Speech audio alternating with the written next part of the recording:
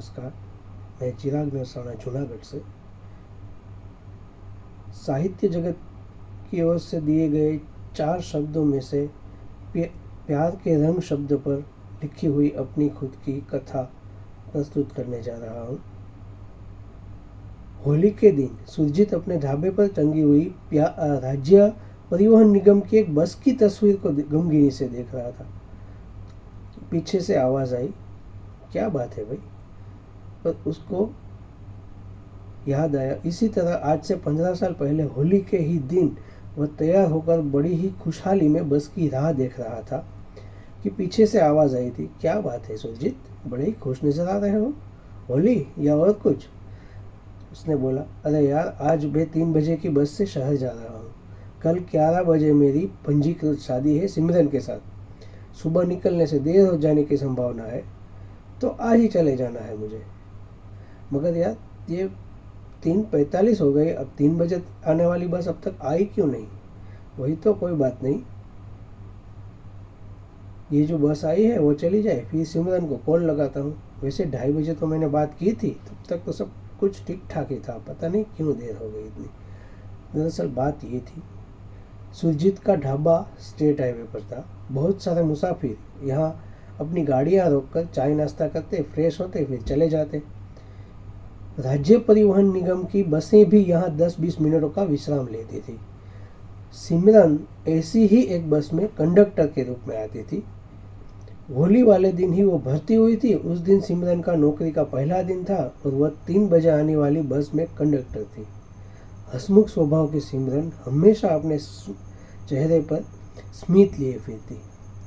उस दिन सिमरन की बस ढाबे पर चाय पानी के लिए रुकी थी। तभी गभरू जवान सुरजीत से उसकी आंखें चार हो गई। 2-4 दिनों में स्मित की लेन देन शुरू हो गई और थोड़े ही दिनों में बातें।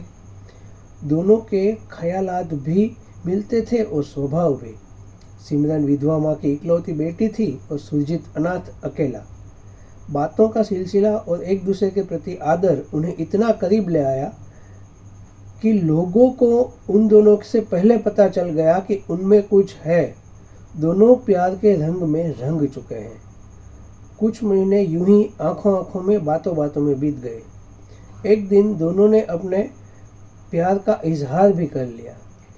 सिमरन ने एक ही वचन मांगा था कि वह उसकी माँ को अपने साथ रखेगा, जो कि सुरजीत ने हंसी खुशी दे दिया। उधर सिमरन ने अपनी माँ से सुरजीत की बात साझा की और उन्होंने भी हाँ कर दी।